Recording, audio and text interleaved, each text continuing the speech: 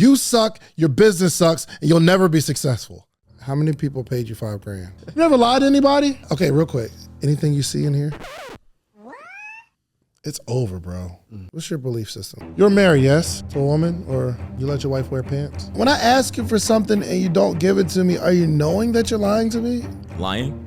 You cannot move being this comfortable. But you be in the crib and your drawers just like, hey, yo. My job is to make you fail. My job is to make you quit. My job is to make you cry. But if you survive it, success is on the other side. Another one. Listen, I had to bring my boy Meek to help me with this one right here. What's up, y'all? My name is Meek Walker. Had an amazing day here on the hot seat with Dave and Shands. He's definitely a master at what he does. We had an entrepreneur come in, dealing with a lot of problems that I'm sure you guys are dealing with as entrepreneurs. Y'all seen the lady go viral, posted on the Shade Room, posts are going crazy of this flash mob that we did in Atlanta where we brought 150 people to a young lady's business to help save her. Unfortunately, we had to figure out why she needed saving. And if we save her today, well, what's gonna happen tomorrow? Is somebody building their business off of support sustainable? You have to build a real business model. So listen, this is what we want you to do. Hit that little like button, hit the subscribe button, but most importantly, I need you to respond in real time in the comments, okay? Whatever you're feeling in the moment, I want you to type it. Yo, me, it was too difficult on her. Oh, I can't believe this happened. Wow, $900,000 in debt. This was an episode. So make sure y'all tap in. Make sure you show some love to the post simply by hitting like and subscribe. 2 things that cost you absolutely nothing to do, all right? You're gonna enjoy this one. I'll see y'all in the episode. Welcome to the hot seat. Thank you for having me. How are you? I'm blessed. I'm good. I'm nervous, but I'm good. We got a guest host today. My brother Meat is in the building. Yes. Thanks for having me, brother. Man, thank you. Look, we went to the, I don't know, the flash mob, okay? And it was an amazing experience.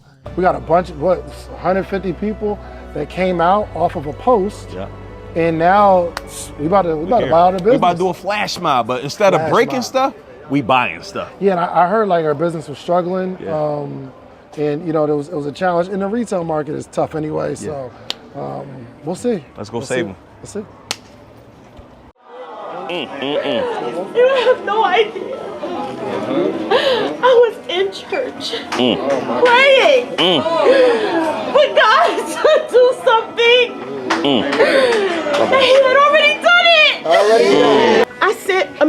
I sent Atlantic Station a text message. Our contact. I sent her a text message last week, and I said, "You will have to leave." I had to scrape together some coins to get my baby his Happy Meal, but I keep coming because it's bigger than me. And then Meat's brain moves how my brain looks, because my major thought was, and I think I told Neil this. Like before we went in, I was like, man, this is gonna be amazing. But I believe there's a reason that she's in this situation, because we need to understand entrepreneurship. So me pulls me to the side, he's like, yo, bro, what you think? I'm like, I don't like the business model at all. So what were you thinking? I knew there was definitely some gaps and holes in it, and we just need to get more information to find out how to fill it. Yeah. It was like, as soon as I walked in, the first thing I identified was that it looked like one brand. And to hear that it was 100 different entrepreneurs being represented in the building, there was no differentiation where we can say, oh, I see that's a brand. Oh, I see that's a different brand. There was no representation of these 100 brands. Everything just looked like one canvas. And so that in itself is a problem when you're talking about a store that has products like that. So one of the questions I had for you is like, how is the structure when it comes down to you and the vendors that you're using? Okay. So the structure is a consignment model. Where they are with us on a consignment agreement, and it's a revenue split for the sales, and that is the structure. Does everybody get the same split? Yes. What's the split? What's the percentage? 60-40. 60 to them. 60 to them, 40 to you. Yeah, and they pay shelving fees. What's that? So the initial shelving fee is $200, and the consignment period is 90 days. Okay. So the initial shelving fee is $200, and then the renewal is $150. Renewal is $150. Okay. Why did you decide to go with 60-40 split for everybody? Because when I first started and did my research, that was the standard in consignment from what I could find. I'm sorry. 150 different brands. It's about 100 right now. About 100 We've different been brands. at the height of 150. But 100 different brands that every 90 days they invest $200. 150 now. I mean, the initial shelving fee is 200 when they first start. Okay, but even at 150 times 100, if my math serves me correctly, is that $15,000? Right, but they don't all pay it at the same 90 days I mean, because but they're all on still- different agreements. So But still, I mean, pretty much every 90 days, essentially, it's about $15,000. That's not bad. okay. How do you track whose payment is due? And if they're not getting the sales, I would imagine they're not paying at 150. Or do you take it out of your next renewal? Do you take it out of what I owe you? So we have an automated system where their renewals are automated unless we decide to end the agreement. If so, then we cancel it. Or they may choose to end and then we cancel it. So those come out automatically. The only time if there's like a return, if their card number changes or something like that, and then we reach out to them. What was the second part of your question? I'm sorry. Do you automatically take the money from them, or they pay you the $150 or $200? Or do you It's take on auto take pay. it out of what you owe them? That we only recently started doing that. If it's a situation where we owe them and the fee was due, then we may just say, well, we'll just take it out of what we owe you. But it is on auto pay. We have a couple, of course, who their auto pay might bounce, or they change their card number. That happens. It's, standard. So in those situations, we reach out to them. But we did shift to an auto pay system last year. Before it was manual. How do you differentiate what vendors you allow to come in and what products you allow to come into the store? So we have an application process where they apply, and then we review based on what is needed in particular categories. So we never want to oversaturate a category. So for example, if we already have 2 or 3 candle vendors, I'm not going to take any more. We'll put those on the wait list. We send them a thank you for applying. We'll add you to the wait list. Here are some other ways you can engage with our brand. And we tell them about our weekend vending, our expos, things like that. If it is a category or something that might be unique that we don't have, let's say, for example, someone who sells pet clothes, right? We don't have many of those. We review various components of the brand. So we look at their social media presence. We look at their website. We look at their marketing and their branding. And we make a determination if it looks like something that we want to carry or we think that the consumers will want. Okay. So one of the biggest things that I noticed was quality. How do you decide from a quality perspective who you go with or not? Both those things that I mentioned. But that won't determine the quality of the product though. Like they can have 1 million people on social media, but if the quality of the product is not good enough to have in the store, who determines that? Is that you? Myself and my team. If we receive something and it's not of good quality, we send it back. Or we let them know that this won't work. Occasionally, we'll ask for things in advance. We primarily do that. We found we had to do that with like books and things like that because a lot of people are printing their books on Canva nowadays. So we've had to begin to request books in advance. Sometimes we'll do like some of the like skincare products and things just to make sure that the labeling is good. But it happens all the time. If we receive something and it's not good, it goes back. We try to maintain a high standard of excellence. I wanted to speak to what you mentioned, if you don't mind, about the way the store was set up. The reason why that was done initially is because we wanted to have a collective model and make it feel more like a collective as opposed to kind of separate brands. We were just fostering this communal space. And then also because some of our brands have different types of products. Right. So it was a little challenging and we did explore it initially. That doesn't mean it can't change. But initially, we tried to have, Mary Sue's, products in one section, but Mary Sue might have children's books, and then she might also have children's t-shirts. She might also have children's hair care products. And so it was a little challenging to put them all in one space because of how the store was set up. If it was just shelves over there was no place to put a clothing rack. So that's how we ended up with this more communal kind of setup. Reason why I say that is because if a vendor has 10 different items, just because they have 10 different items doesn't mean that you should accept the 10 different items, right? How do you determine what are the highest selling products that each vendor has? A lot of it is trial and error. I mean, it's retail, so we have to test some things out. But we also have some knowledge. We've been doing this 3.5 years. So we kind of have a good idea of what will or will not do well, even though every now and then we get surprised. So we don't accept everything that they have. We have a 5 to 7 kind of standard in terms of the number of products that we accept per brand. And we ask them to suggest based on their best-selling items. Occasionally, I'll also look at their website and kind of see maybe they offer something we don't currently carry, like especially if it's like a men's product or something really that we need. I'll ask them to add that. And then that's why we use that first 90 days to really see what does well, what doesn't. And then we'll say, okay, these didn't do too well. Let's take these out and maybe add more of these. I gotta get into the numbers, and so I think it's cool that you're doing this for the community and giving them an opportunity. And I didn't know that you had the initial 200, then 150 every 90 days, which is good. Okay. That is really, really good because you're at about $15,000 every 90 days, or it's equating to about $5,000 a month. And you were saying that your rent is $7,000. It is. What about all of your?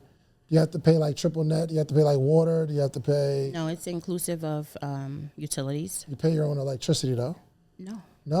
So it's all in that $7,000. Yeah. So your overhead for the building is $7,000. Then you have $5,000 coming in, which means you're only responsible for another $2,000, right? Okay. And so you keep going to all the other expenses. Yeah. Talk to me about the other expenses. Payroll. Yeah. Payroll. And what's that look like? We've gotten it down now to about $6,000 a month. 6,000. Maybe 6,500. Is that including you? No. I haven't paid myself in about a year. So you're at $1,500 a week.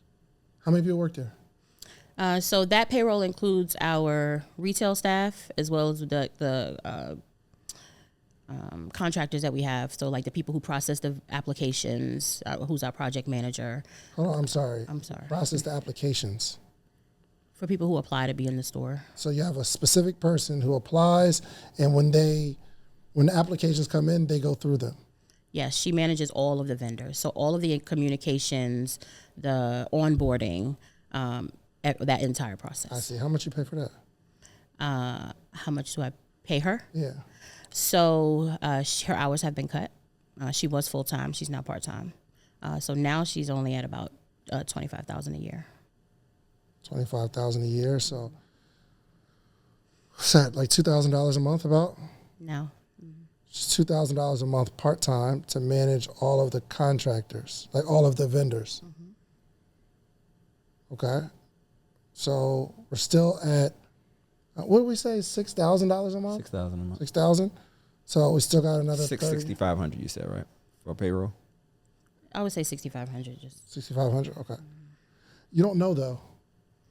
Well, it varies because hours vary, so it's not going to be the same amount every single month. Gotcha. What It's makes in the that hours range. vary? Like right now, I had to bring in a couple of extras because we got a whole lot of sales. If it's a holiday weekend, I have to add people, things like that. Okay. So $6,500 a month in payroll. And we got $5,000 coming in from the vendors, so we're at about $8,500 a month that needs to be covered. How are the sales? Not great. That's been the problem. What's average? One of the problems. What's average? On average, we might do 3,000, 3,500 in a week. 3,500. That's a good week. So 3,000. Let's go lower end. That's fine. So it's about $12,000 a month coming in, right? 12,000 coming in, and he split that 60-40. That part. So you get 40% of that, which is what, 5,000? Of how much total? 12,000 in sales coming in. She splits that 60-40. So Yeah, 40% is at about 5,000. Around 5,000. Do you have any of your own brand in there that you have Yes. 100% sales? Yes. Okay. All right. So I mean. So if you wanted to kind of buffer that, you could say 50-50 instead of 60-40. Gotcha. Okay. So $6K in profit about for the month, but we have rent is $7,000, $5,000 coming in, which is $2,000. We're in a negative, plus another $6,500, which is $8,500 that we're obligated to take care of, plus minus $6,000. We're operating at a $2,500 deficit. Before you continue, let's ask her what is the monthly number that you need in order to survive the business? In revenue? Yeah. 40,000. 40,000 a month? Minimum. And why is that? Based on the expenses that we have. You're familiar with all the expenses that you have. You track them monthly. I have an accountant who Okay. does. But do you personally track them? We track them together. Okay. We had a call today at 12, but I had to cancel it because I'm here. So 40,000 a month, and already before you even continue, you at what? I have a deficit of $2,500 a month. And we're not even done. What else we got? Taxes. Taxes for sure. But I mean, if you don't make money, you can't pay taxes on a business that doesn't make money. But that revenue I told you, I pay taxes on that. So even that $3,500 in sales on average a week is taxes. You're talking about like state sales taxes. tax. Sales Sales tax. tax. Sales tax. Yeah, you gotcha. Yes. Do you run Sales payroll through payroll, like a payroll company? So Absolutely. you got payroll taxes. I don't pay with Oh, Uncle payroll Sam. taxes, yeah. Yeah, payroll taxes, sales and use tax. Yeah. They're horrible. Atlanta has some of the highest payroll sales and use taxes, and they're high. Do you work at the store? When I need to, I do. I have been for the last few weeks because I couldn't afford to replace someone. Do you do anything else to make money? I used to. So, you want to know a little bit about me? Not really. Yeah. Well, so no, let me tell yes, you. yes. So- Let's but- finish the numbers. Okay. Because I want to know what that number is. Like, Yeah. Shands. So my question is, this is your only source of income Right now. Yes. Yeah. Okay. Why aren't you in the store? I am. You said when I well, need to. Well, you need because to be there every day. because this store is just a part of the brand. This store is not the only thing that we Tell me have. more. So the store is one of our arms. The brand is called the Sistahs in Business Expo, right? And so it's hard for me to try to get in the money that we need from partners and sponsors and, be on podcasts or, take business meetings and things like that if I'm at the store all the time. So I have tried to be working on the business rather in the business, but I'm at the store. I'm at the store pretty often. I work now every Monday because that's the one day that I didn't have anybody, and I'm there all the time. But I've tried to operate that way, but I'm there. And I've cut staff most of the time, and I generally don't say it publicly because I don't want anybody to try to come and rob us, but most of the time there's only one person there because that's all we can afford to have there. I'm a minister. I've been an ordained minister for over 20 years, and so ministry was another form of revenue for me, or income for me, I should say. But when I relocated here to Atlanta, I left my church where I was employed, so I have not found another paid ministry position here yet. And then I've also taught, like on the college level and things like that. But again, when I relocated here, I left those things and I haven't gotten new ones yet.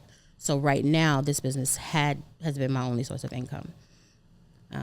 So I'm trying to build the brand and still, because the store alone doesn't get us like sponsorships, partnerships. It's really the Sistahs of Business Expo brand, our nonprofit entity, those things that we try to get in. so why is it that you can't do that from the store? Like, Because what? I have to help customers. And I do sometimes. But just based off of the revenue that we discussed, is it that many customers you're dealing with throughout an entire week that No, you wouldn't be able no. to do your work from the store? To a degree. I can't be on a Zoom or a Teams meeting. Even if when one person comes in, I got to be like, welcome to the sister shop, So What are these meetings about? I'm trying to get money. Do they be giving you money? Sometimes. I have one this week. I hope the check is coming. You don't have an office at the shop, at the store? It's a back house. You know, it's our storage room. It's not an office. I mean, But can you set up a wall where you can put a desk with a wall behind you? we don't have the space. We don't. But even still, if I were there, I would have to. The store would have to be closed if I'm going in the back to take a Teams meeting. I understand that part. The expo, what are they giving you money for? Partnerships, sponsorship. To do what? You do an To expo have the every brand year? every year. Yeah. Different cities. Right now, we only do 2 though: Northeast and Southeast. So our Northeast one was in April in New Jersey, and our Southeast one is here in December. Tell me about that event. Yeah, so it's like amazing. It's how we started. It's the Sistahs in Business Expo. We bring together speakers, panelists, experts. You know, think of it like, you know, a mini Invest Fest. But yours doesn't make any money though. You're so shady. No. No, yeah, I know that you're We're going to keep it real. I've been doing events for a long time. So it's they used to be profitable, which is why we've scaled down to 2 instead of 4. We used to do 4 a year. What changed that? The economy and COVID. Okay. Pre-COVID, they were rocking. Post-COVID, they became harder. So rocking, what you mean? Meaning we were sold out. We had standing room only. Not sold out of tickets, sold out of vendors. Standing room only for tickets. I'm sorry. Yes. How many people come to these events? Now? Not before. 1,500.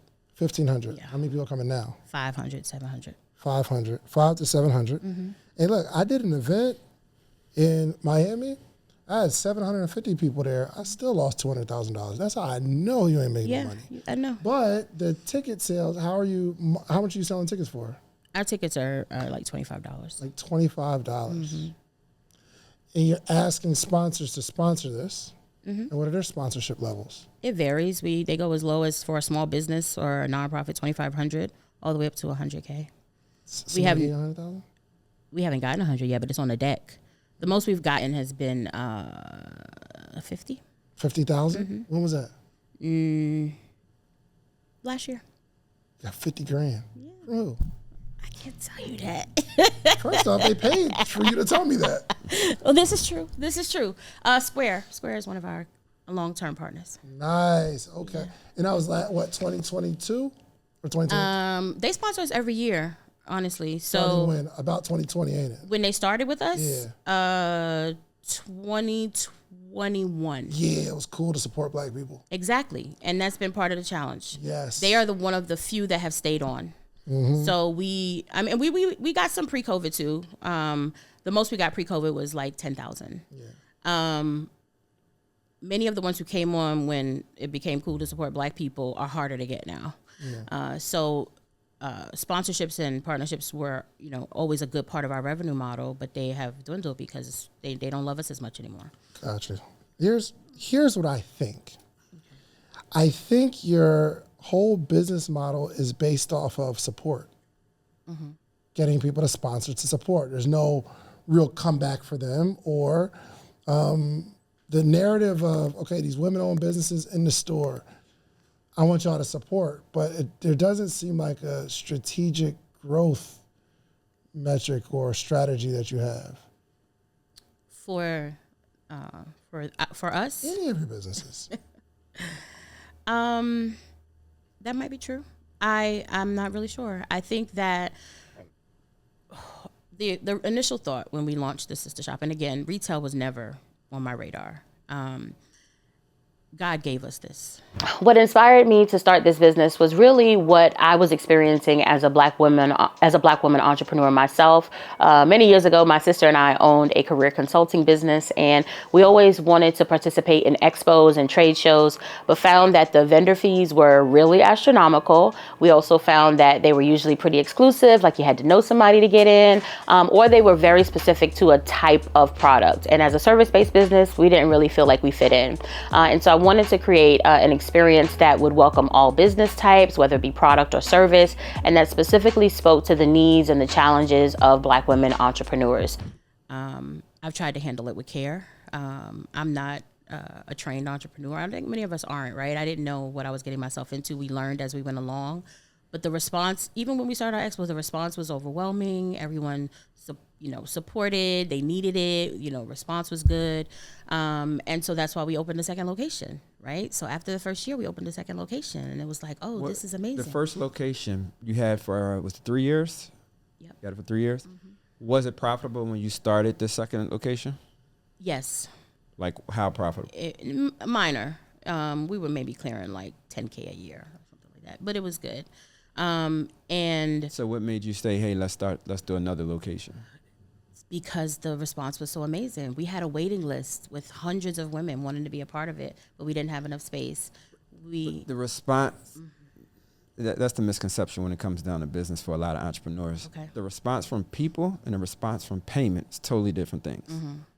The response from people you can take heed to a little bit, but if those people are responding with their mouths and not their pockets, that's not something that you would say, hey, let me go open another location because I'm getting a great response from everybody raving about the business. Right. The only rave you really pay attention to, well, your first rave would be the money, because that's what's going to sustain you or not. Mm-hmm.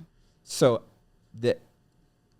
from a business perspective, you have to pay attention to the data. That's why I didn't speak on it yet because I wanted to get through a few questions. But as I asked you about picking the product, right, and the vendors that you take in, you got to do that off of data. You've been in this 3-4 years now. Mm-hmm. You have to allow the data to talk to you. Mm-hmm. You don't just go because somebody say, oh, this is like a good product. How many people are buying that product? What are the people saying about the product? What are the people saying about the work from that vendor? Mm-hmm. That's how you pick. So you mean relying on the vendor's data? No. Not just you want the vendor's data as well, but that could be manipulated. Mm-hmm. Right. You've been in this long enough. You have to figure out a system where you can get feedback from the actual people that are buying these products. You get clients that come in. You want to know how do they like it? What has been the feedback from the clients that have spent money with you this far? Right. You got to keep them engaged and find out a way to communicate with them on a consistent basis, because they're going to tell you the real deal. Mm-hmm. Your friends, family, they're going to come in, oh man, this is great. This looks amazing. Mm-hmm. But they're the ones that are going to spend the least money. Mm-hmm. The people that are spending money every day, you have to find out a way to communicate with them to get information and feedback from them to help you decide what product's actually good. I'm not going to mess with that vendor no more because I've had 6 or 7 people that told me that the quality of their product wasn't good. Does that make sense? Yeah, well, we do that. I thought you were referring to when we first bring them on. Like, I have to bring it on to see how it's going to do. So it's those other things that I described are what we assess to determine whether to even bring it on. Once we bring it on, we do look at how it does in the first 90 days. And if it doesn't do well, by the sales, we look at sales. And some customer feedback, of course. But even knowing what products to bring in. Like, if candles haven't done good in 3, I'm just using an example because I know you sell them, but if candles haven't done good since we've been open, we know we're not going to accept a vendor that. So when I say even in onboarding, before somebody comes, if this was your first year, I would say, okay, cool. I'm just saying, lean into the data a lot more in your decision making when it comes down to product and vendors that you're going to use. I agree. We do. I probably just didn't clarify or share. So, for example, we don't really carry cosmetics much anymore because we've tried them out. They don't do well. People like to be able to, know if the foundation is going to match, and, those type of things. We're not a Sephora, right? We don't have, makeup artists. So we've learned about those. And there are some other things that people have that we carry before, and we don't accept them anymore because we have historically seen that they don't do well. So based on that knowledge, we do. But I think it is a good idea, when possible, to ask them for data. 1,000%. Yeah. I'm glad you brought up Sephora. That was something I was going to bring up later, but since you brought it up. It's actually the opposite. Mm-hmm. Cosmetics does very well. I've worked with plenty of businesses that are doing amazing numbers when it comes to cosmetics. Maybe not in your particular blueprint you have, but it leads to the question that I was going to ask later on in the interview. What business model are you following? You mean another business? Mm-hmm. I don't have another business that we're following. We had to figure this out, But did you? I tried. Is there anyone else doing what you're doing right now? Maybe not necessarily directly to the exact niche that you're doing it, where it's just like 100 black women, but is it fair to say that there's other consignment shops and businesses that have done it before? Absolutely. And that research is what I did when I tried to figure out what percentages were. and that Who kind does of well? thing. Who's killing it in the I consignment don't know shop? that I don't know. That's my point. Because here's my thing.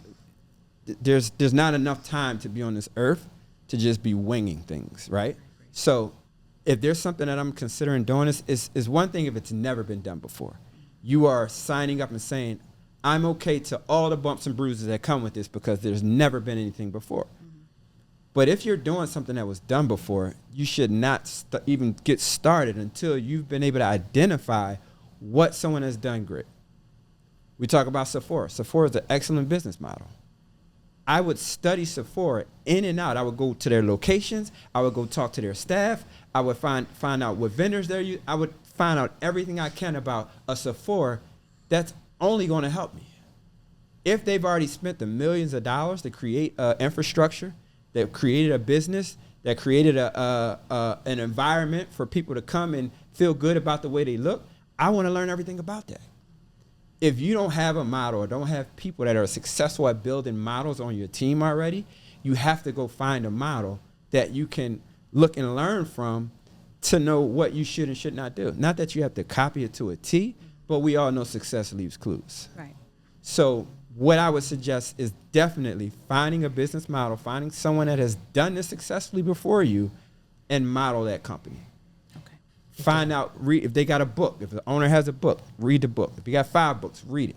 You have to get some intel from people that have done this successful. You don't want to lean to your own understanding. Family and friends that have never been here or done it before successfully. You have to go find success, and you have to mirror that. Got it. And so from our flash mob, what do we bring in? Right now we're probably at about 28,000. That's incredible. 28,000. Congratulations. Congrats. What are you going to do with the money? Well, payroll was due on Tuesday, so we did payroll. Not $28,000 worth. No. I'm telling you the difference. Okay. No. That's all. We paid a couple of our vendors, but not many. We haven't done much. It's just been 3 days. How do you pay the vendors? Through a payment system, through a payment process. I mean, what's the cadence? How often do you pay? It's supposed to be monthly. But, were you behind on some vendors? Because you're like, yeah, Absolutely. Absolutely. So you were behind on payments. Yes. Got it. Absolutely. We're behind on everything, David. For sure. And I think that, and I didn't know, I just kind of saw some research after we did it, that there was, somebody else did a support your business type vibe, right? For me? Yeah. Yes. How'd that go? It went okay. Not really good? There was a goal that was set and we didn't reach it. What was the goal? 100K. 100K. I mean, well, how close did we get? I think over a period of about a month, about 40. 40,000. What month was that? July. August, September. So 2 months ago, we got an injection of 40,000 in cash. We just picked up another 28,000, which is 68,000. I wish we had it in the bank. Where'd it go? Where'd it go? We need to know. Where did it go? Catching up on bills, paying our vendors, paying taxes, making payroll, our revenue. In addition to that, and that's one of my fears that's going to happen this time. When people saw that, they stopped shopping. So our revenue dropped 25% last month. From July. The 12,000. Yes. A month that you're doing. Yes, it's been so horrible. So it dropped 25%, which you dropped $3,000. So instead of 12,000, we got 9,000. But that same month, we picked up 40,000. No, it was the month prior that we had picked up the 40,000. July picked up 40,000. August, it dropped. Yes, the end of July and August. Beginning of September right now. So it's only been 30 days of a 20%, 25% drop, which is fine because you just picked up 40,000. That you wouldn't have done most likely anyway. Right. I'll trade that all the time. I would do that. Where's the money going? Because it can't be debt. What kind of debt? We have debt. Okay, explain it to me. Credit card debt. We have loans. Business credit or personal? Business. Business credit. How much business credit debt do you have? About $100,000. In credit cards? No. Loan. You got an SBA loan or something? We have I didn't even think about that one. Yeah, we have an SBA loan. We have How much is SBA loan? We got a EIDL, so it was like $900,000. Where did that go? Whoa, hold on. Wait a minute. You got 900,000? 900,000. If it was close to it. No. Hold on. Yeah, You don't forget that number. I don't know what it is. I don't know what we're thinking about, No. but Let you me don't look at forget that something real number. quick. It's not like, hold on, 900 was it maybe, not? but Need my phone. 900,000. Yeah. That was 4 years ago. But it was $900,000 at one time. Where'd it go? It went somewhere. Yeah, we can't slide over that one. All of the different expenses that we've had. gotta I promise you, explain it didn't go in my pocket. I don't know. I'm not accusing you of going No, in your I pocket, know, but it went somewhere. I know. Because you don't have any of the 900,000 and we're 100. Okay, let me ask this. Do you have the EIDL? You have to pay that back, right? Yeah. So are you saying you knocked off 800,000? You only owe 100,000? No. We still owe the they only for the first couple of years it was on Deferment. right, deferment. So and then we were on like a reduced payment plan. We were only paying like $90 a month, but now we pay like $900 a month. So Which is excellent on 900,000. yeah, it's an SBA loan. I mean, For sure. But so that's you not still the only owe the one we have. 900,000 to them. basically yes. But you're not saying that. So what's this other 100,000 in credit card debt? We've had they call them merchant cash advances. Those horrible loans. High interest. Horrible. We have some of those. And then credit card. Business credit cards. Yes. All business credit cards? It's all business. 100,000 in business credit card debt. No, the 100,000 is between the merchant cash and the credit cards. It's But not all 100. 20-something% interest. The merchant cashes are worse than that. I'm sorry. What was the merchant advance for? What did it do? Hold on, we can't skip over this 900,000. No, I'm not. I'm going somewhere. No, because I'm trying to understand. If you got 900, I'm trying to say, why do we need another 100,000? Because that was 4 years ago. We opened up a new store. Our business is very high expense, and that's part of the problem, right? So the expos, the events, the live events are very expensive, and the store is very expensive. Right, but Square gave you 50,000. You got a bunch of that, and you got 100 people giving you $150 every 90 days. So the business is bringing in, what was that, $12,000 or $15,000 every 90 days, which means it's about $5,000 a month, which takes care of most of the mortgage, most of the rent. If your rent's $7,000, you got $5,000 in profit coming in every single month. I know it varies, but like there's no profit every month. You were already at a negative when you wrote it down. No, I'm not saying a profit for sure. Yeah, I'm not saying a profit, but what I'm saying is we still got about 5,000 coming in on top of another 12,000 that kind of services the people or whatever. But what I'm saying is, if this chunk of money, the 900,000, then we had to pick up another 100,000. Meaning, in 4 years we picked up $1 million worth of debt, which is $250,000 every single year that's coming in that you're bringing in. I'm just saying, I'm trying to understand where this $250,000 every single year is like being flushed down the toilet. This hot seat episode is incredible, okay? But I know what you're thinking. Yo, David is talking to me. You know why? Because you need more information, you need more support, and you need more money. But until you get the information that you need and until you get the support, it's going to be almost impossible to make more money. That's why we created the Morning Meetup. The Morning Meetup is the only community that gathers every single day. Now, I know what you're thinking. David, I can't be on a call every single day. You don't have to. You can pick which day you want to be on. Thursdays, we do Q&A. Monday through Wednesday, just straight information. Friday, it's just a community day. But you need to have access to the #1 entrepreneurial community in the world for those who make under $250,000. Listen, you've been forgot about. Everybody's talking about how to make millions and how to make billions, but that's not what we're on right now. I want to teach you how to make an extra $1,000 a month. I want to teach you how to make an extra $4,000 a month that can really take care of some things. But as you're building as an entrepreneur, there's so much you don't know. But I want to give you access to me every single morning, if you choose, okay? So for $4.97 for the entire year, you can meet up with me every single morning. We do physical meetups. We have a book club that we discuss a book every single day. We read 1 to 2 books every single month, and we take it step by step. Listen, you're struggling as an entrepreneur, and you need a community, and you need a coach, and I'm gonna give you both, okay? And quiet as kept, most of the people that are on the podcast for Hot Seat, they're actually coming from the community. They get first dibs on everything I do. So if you want to be connected to me in any way, the first step is to join the morning meetup right now. Go to themorningmeetup.com. If the stuff that I'm talking about in this episode resonates with you, you need to enroll right now. So click the link below. It's in the description somewhere, and go to themorningmeetup.com. Let's get back to the interview. So the only thing that I can tell you without having the numbers in front of me is that our sales do not support our expenses.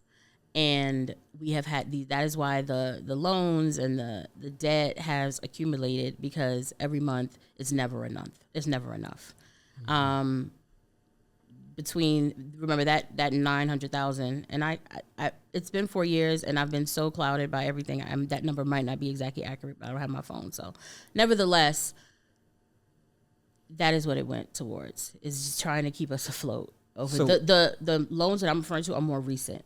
So those came within like the last year, when the EIDL money was long gone. So when did you at what point did you realize we're like open wound bleeding? Yeah, last year. Last year. Yeah. So last year was your third year. For the stores, you mean? Yeah. Yeah. Well, we opened our first store in 2021, so it would have been like 2.5 year mark. Okay. So last year, and what was your strategy then? Like, did you talk to somebody? Did you have a powwow? Like, did you have advisors? Like, what at that moment when you realized we are bleeding uncontrollable right now, what was the strategy? So, and I haven't done everything right. I probably have done a lot not right. And I think the biggest problem, and we all do stuff wrong. I think the biggest problem is that I didn't talk enough. I tried to fix it on my own. And so I think the initial was, and I do have an amazing accountant who has tried to help me and coach me and look at numbers. So the first thing was to try to cut expenses. How long has she been your accountant? For about 6 years. She's not a good accountant. I wouldn't say that. I would say I'm probably not a good client. She should not allow her client to go into $1 million worth of debt. Well, I mean, she can't make the decisions for me when I'm looking at payroll and I got to make it and I don't know what to do, and somebody, nevertheless. So if my wife is bad with money, I'm not forcing her to do anything, but there's certain conversations that I got to figure out how to say it to where you understand what's happening. Yeah. She advises me. She does. I've just had to make hard decisions. I'm not going to say that because I don't want y'all to think I'm not going to listen. I just think that I have made the mistake of trying to fix a lot of this on my own. Okay, either she's terrible or you're not listening. One of these. One or the other. You got to give me one. Yeah. In the middle. She's half terrible. There you go. And I avoid, no, she's not half terrible. No. I avoid a lot of the tough conversations too. Why? Because I'm ashamed, I'm nervous, and I'm just trying to get through the week. Yeah. So a lot of times. How many weeks has it been you trying to get through, would you say? Oh God, a year. So at what point? Well, I guess now you're at the point where you're ready to listen. Well, I'm ready to listen, and I mean that's how we got here, right? $1 million later, though. And that's a tough lesson I've had to learn. Tough lesson. Yeah, it was a question I was going to answer. Are you up to date on your rent? No, not up to date on anything. How far behind are you on rent? How many months? About 6. Come on, no. I'm thinking this this $7,000 worth of rent, $5,000 people are paying you, but you're not even paying the $7,000, which means this. I want to know, especially a month ago, if it was like 40-something thousand, if we're not even paying rent. I did. I'll tell you. This, and here's the thing: I don't think you are like doing anything with the money. No, but you have to face the numbers. You are bleeding, or your employers are stealing, or your money doesn't disappear. It's not disappearing. I know exactly where it's going. Where's it going? It's going to the taxes. The taxes that we owed that I had to pay before we was being sent to judgment. Listen to me. What? Personal. I don't know. I guess you're not saying personal taxes, but the state tax is the 7%, right? Which should be put to the side. But these, yeah, they should be when I can. But the numbers are too big. State taxes aren't killing you. Well, that wasn't the only money's thing. leaking somewhere else. And we may not want to hear it, but someone is possibly stealing from you. I know. People are so sweet. I don't even got nothing for them to steal. There are some days, David, where we get $100 in sales. But And the it average is costs me $150 to have one person there for the day. But the average is 500 though. I mean, we're gonna have bad days, but we're also having $1,000 day. They're very few. The How best much do you need to make daily to turn a profit? Well, the 40s. Oh, to turn a profit. Yeah. 50 divided by about $1,500 a day, $2,000 a day. This is the problem here. We don't know. That's not the problem. It's the money management. 100%. Money management is definitely a big problem. This is just telling us that. Knowing the numbers, like it's one thing to say I review things with my accountant. It's another thing to take a deep dive to know what the numbers really are and what they need to be. You can't fix something when you don't understand the problem that's happening on a daily basis. And on top of that, with you not being in the store every day, you definitely can't find out if somebody's not stealing. You definitely don't know how to say, oh, wait, here's a problem right here. I got a sales problem, which is half of the battle in business. You got people on the floor that you're hiring and paying on a monthly, weekly basis. How well are they at sales? What does that process look like? Do you train them? How well is the training? Do you know how to train? Do you know how to sell? To have people to know if they know how to sell. Like these are the things that on top of bills will have you bleeding in business as well, because you can have 1 million products in the store, but if the people that you have on the front line to sell them don't know how to sell them, you're not going to make any money. And I forgot what it's called, something marketplace with that Pinky was putting on. It was in July, right? Pinky? Wasn't Pinky doing the market thing where support the business and she sent a bunch of people her to group you? economics Group experiment? economics, I'm yeah. sorry, I'm looking for my water, y'all. Okay. My mouth is so Can dry. somebody grab that water for her? We got you. Don't I worry can't about see it. it. Oh, I got it. Thank you. Okay, cool. That was July, correct? Yeah. Where we started over the 2-month period. It's like 40 grand, right? Right? Okay. And that 40, just to be clear, that 40, because there was no way for us to differentiate between the people that came through Pinky or the people, because we had already launched a Save the Sister Shop campaign. Gotcha. Okay. No, that's cool. But I'm saying, can I see your June sales? I don't have my phone. I'm Where's it sorry. In my purse. Can somebody grab her phone? Because I want to help. I want to help find out where Thank you. the leak is. Yeah, sure. There's a leak somewhere, and unfortunately, you have so many products in your store. Yo, it was a guy that I helped him with his t-shirt brand. I had a kiosk. I helped him with a t-shirt brand, mentored him. It's like a little brother. He would work there. I let him not only sell my clothes, but he was selling his clothes too. I've done everything for him. He was stealing.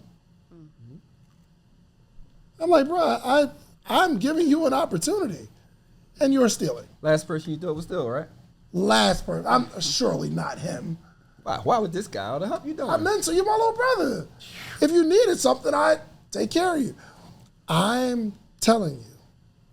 And I'm not saying. Yeah, the reason why I'm that's one thing I feel like I can be sure about is because, first of all, 95% of the people who pay at the store pay with credit card. 95%. Okay. Believe it or not, on Sunday, not one person paid with cash.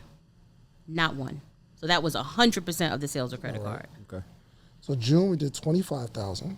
May we did 27,000. This store is doing well. No, it's not.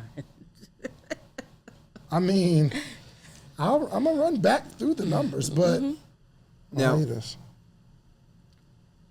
how many times have you went to your vendors and adjusted the rates? We haven't adjusted the rates Why? because I hate your Android. it loves you too. Just don't go on.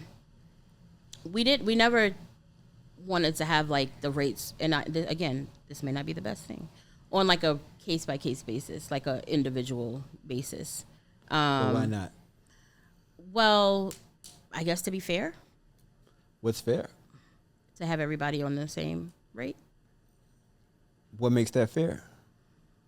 that everybody's getting the same percentage. Yeah. That's what makes it fair. That everybody's getting the same percentage. I mean, that's just my answer. I don't know. Does Chick-fil-A cost the same amount as McDonald's? No. No. No, but that would reflect in what the price of the item is to the customer, right? So the body butter by Susie Mae is going to cost more than the body butter by Lula Bell. Well, it will reflect on a few things. Pricing matters based upon quality, likeliness of the product, right? If you have someone that none of their products are selling, you're going to start by changing up numbers or changing up the agreement that you have with them before you actually get them out the door. What's fair? Gotcha. What do you wake up every day and realize is fair? Does that make sense? Yeah. June sales 25,000. May sales 27,500. Year to date, it's a good. I don't like put all the numbers, but it's not like the store isn't making money. No, it's not that. I never said it wasn't making. It's not making enough. And you're not even paying the rent. I don't know where the money's going. And you don't either. We could find it. I mean, if we had more time We to go need through the numbers, we could definitely find out. You need your accountant. You need to have a conversation with your accountant and say, hey, we're making good money. So this year, and this was last year. Oh, so, yeah. I'm just looking at like year to date, then last year. It's not like the sales aren't coming in. We need to identify where you are bleeding bad, and it's like being shot. I feel the bullet, but I don't know where's it It's at? the debt. No, because you're not paying the bills. No, but we're paying the ones that come out, automatically.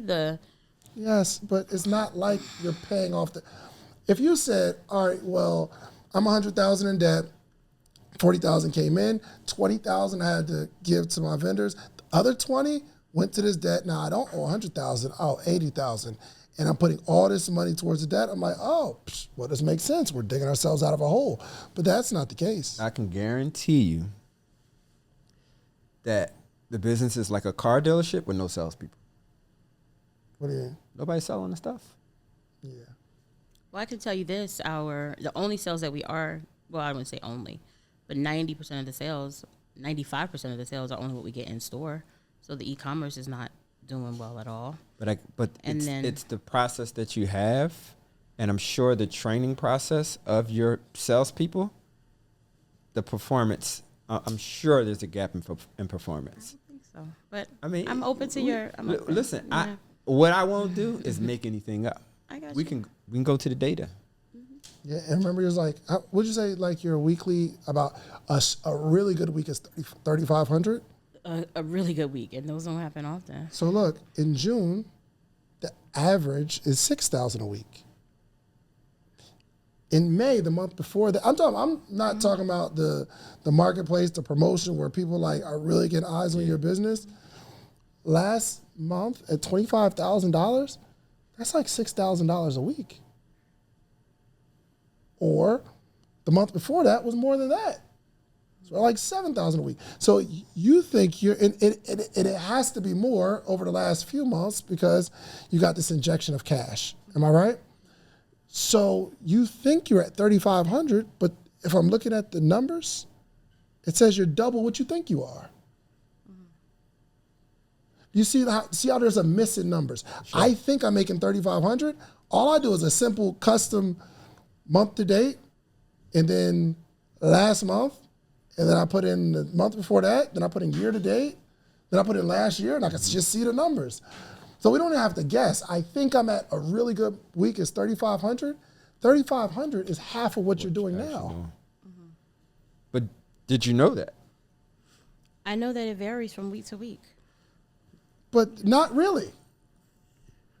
I'm saying for you, a good week is not $3,500. Okay, that was a wrong estimation. but it's night and day. It's so far off, which means this is just showing there's a bunch of areas where we don't get the numbers.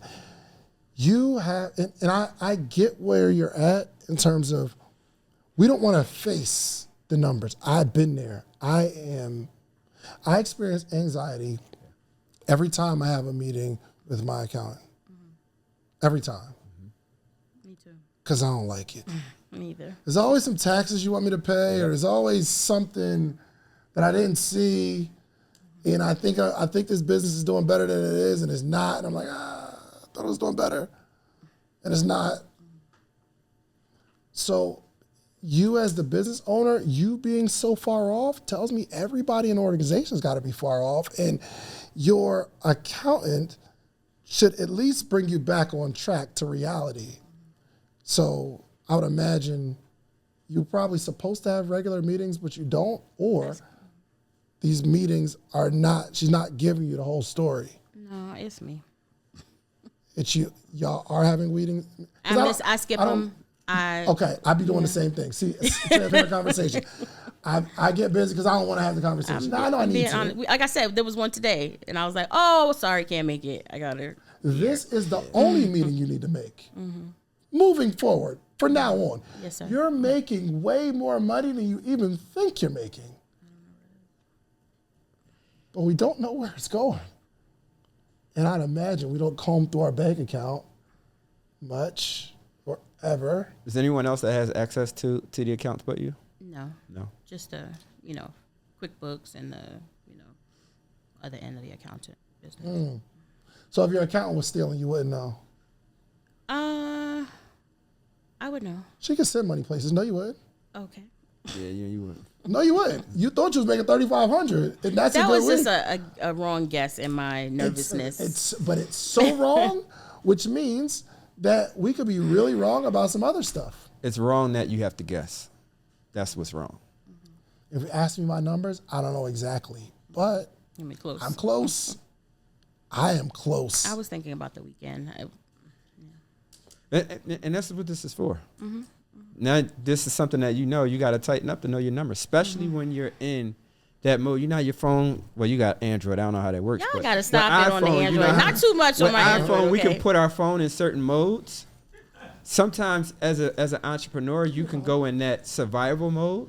And when you go in that survival mode, you go numb to a lot of things.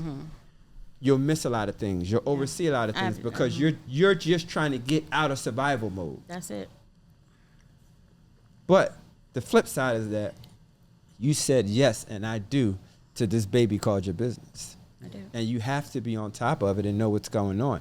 Just imagine the areas of growth that you can have in the business that you're not even concentrating on because you're not even looking at. That's a fact. I have a lot, and that's, I have a lot of ideas, right? Things that I think would help to bring in revenue, but I can't even focus on them because I'm just trying to survive. What I feel like you should do, and this is just my honest opinion. Yes. You need to go back to the basics. You need to go back to working your business. I understand growth. You're getting money. You're getting loans, you're getting money in, but it's still going in, getting lost within the wound that's open right now. You need to go inside that wound yourself and be the doctor to find out what you need to do to close that wound up.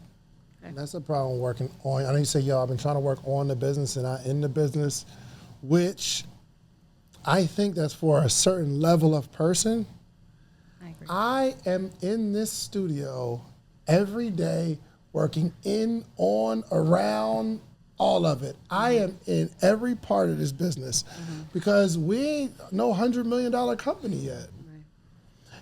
And so even this is gonna be also an indication of your personal financial management too. There's something really, really broken. I was wrong about the 900. It's 192. No. Right here. You did not. It's right here. You did I'm not nervous. mistakenly think I'm you got nervous. 900,000 in the actual. 192. I'm nervous, y'all. That's a big difference. Okay, hold on. It's You right there. thought you got 900,000. I didn't think in that it? when I said the 9. I'm nervous. I told you I don't think that's right. As soon as If I you- said it, I if you said retracted y'all it. got 300,000. No. And it was like 190. I'm like, oh, This all right, is what cool. it is, y'all. I knew it was a 9. I'm sorry. That's a big difference. Well, that's what it is. Okay, that's what it was. It's right there. Call your accountant. Right now. No. Schedule this meeting. Oh, we have one already scheduled. When is it? She probably rescheduled it. It's every 2 weeks. So we were supposed to be today. So No, don't, call you're not waiting her. another 2 weeks. Just call her right now. And I want to talk to her because I need her to like really grab you by the collar and call her. You need to go in her hot seat next. His or her hot seat Yeah, next. call her real quick. 'Cause I want to have a Might not conversation. answer. She might though. Why you answering for her? Let her answer. There you Call go. again because that's the one where you got to You call gotta call twice. twice. You get through. That's the joint you got to call twice so you can get through. One more time. You need this conversation. Real bad. There we go. We're ringing. We got action. Oh, gosh. I love this entrepreneurship stuff, Oh, man. it's beautiful. I love it. Every bit of it. Yeah. Every day. And both of us are still growing. For sure. It's not like you just one day just arrive. Nah, not at all. We're all growing. We're all trying to get. Well, you better become available. We need to talk to you send her a right now, text. okay? Call me ASAP. Send her a text, please. Tell her 911 Yeah. with some fire signs. Oh my gosh. Yeah, okay. So here's what we're gonna do. All right. I want you because I know you don't know how much you owe. in everything. I'm 100% positive. So when you get home, we need to create some sort of ledger, personal debt, because it's not like our personal life is stellar, we're on top of everything, but our business is a wreck. And I'm sure, 100% positive, there's some crossover in there. But I want you to go home and I want you to identify everything you owe in your personal life. Sit your husband down, and we need to face these numbers. It's scary. Numbers are scary because it exposes you. It shows you a lot about yourself. The numbers. If you're not making money in your business, it's not about the economy. It's something you're not doing. And I want to help you grow the business. The only problem is, and we'll get to the growth part because I got a bunch of ideas for you. Definitely. But my fear is, even if your business grows, it will continue to like dig both ways. Like if we make more money, I feel like the bleeding is going to be even worse. Mm-hmm. So no matter, if we make $1 million, you're for sure going to be $2 million in debt. That's how it works. It's habits. It's like if you ever had a closet that was just too small to handle your clothes? Yes. Probably right now, right? I know mine's is. Not right now, but yes. Mine's is. Yeah. So if someone has a closet and it doesn't, it's like, it's just too small. If they go get another apartment, another house with a bigger closet, it feels good for the first couple of weeks. But guess what happens?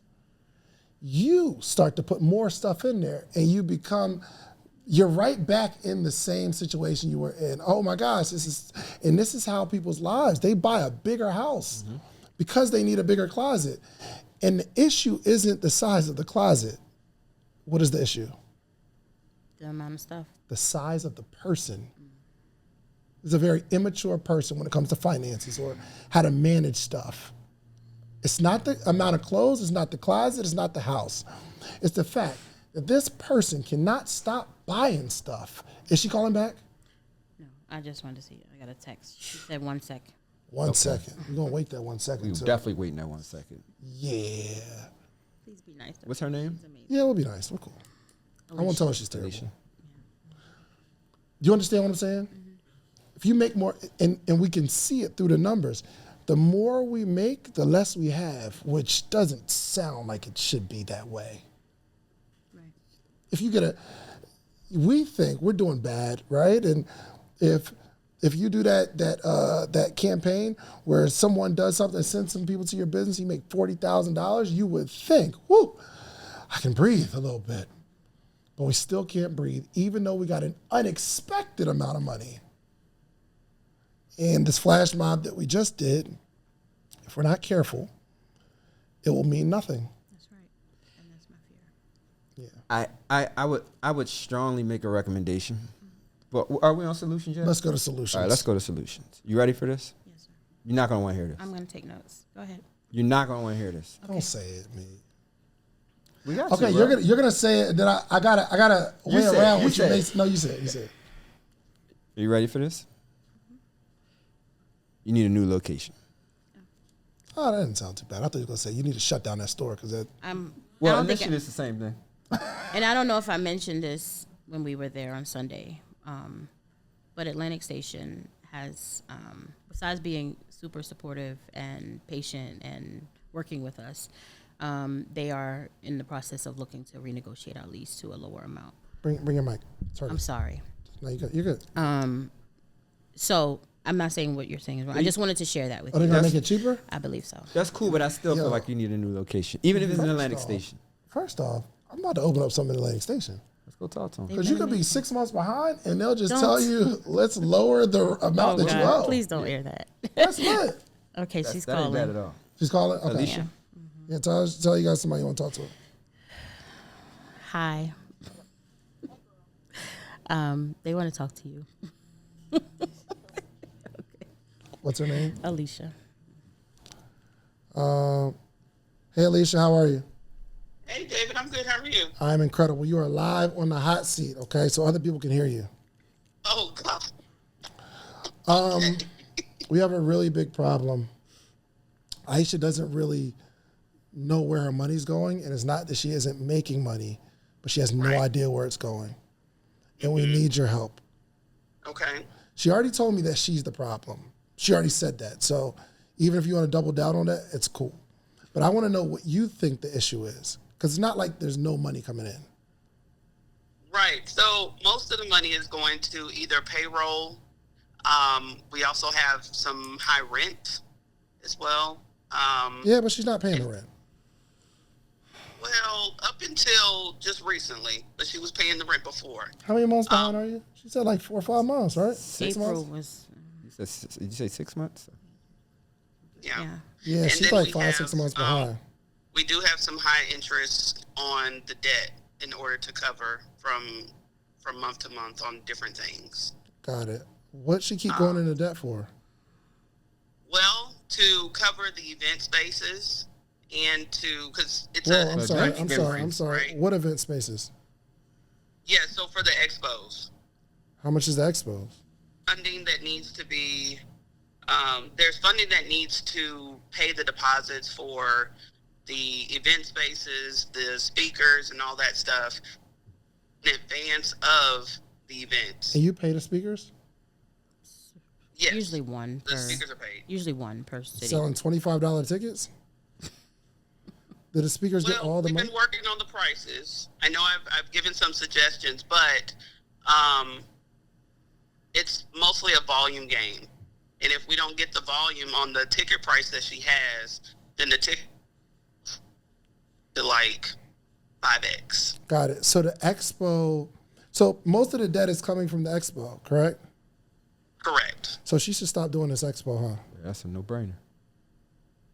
Or revamp it. Correct. Or not do it. At all. It's like if she keeps going into debt to cover this expo that's not making money. And then the amount of money that she's borrowing eventually doubles because it's high interest, right? It was like 20-something% on these loans, 30%? Correct. Yeah. And I would say the last I know she's changing it now, but that Oh also no, kind of she's not doing it. She's not doing it. We're not. That's it. No expo on pause. No more expo. There's one in December. Oh, we shut it got down. to cancel How many that. tickets sold? We got to cancel. Not a it. lot. Give them their money back. We have to cancel it. I think this is a bad idea. Oh, Square gave you some money? It's coming. They gave us some in April, and Is they it gave enough us to more. cover it? It should be. Okay. I'll know All in right. about a week or so. Hey, do me a favor. Do not let her cancel any of y'all meetings anymore. Yeah, our meeting was just during this time. But yeah, she misses them a lot, huh?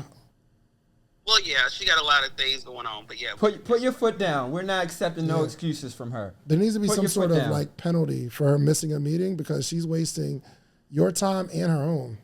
I don't miss them. It's not like I don't show up. I tell her in advance. Yeah, no, I'm just saying, no, but this isn't important, but this is the most important conversation. This woman I'm on the phone with is the most important person in your life.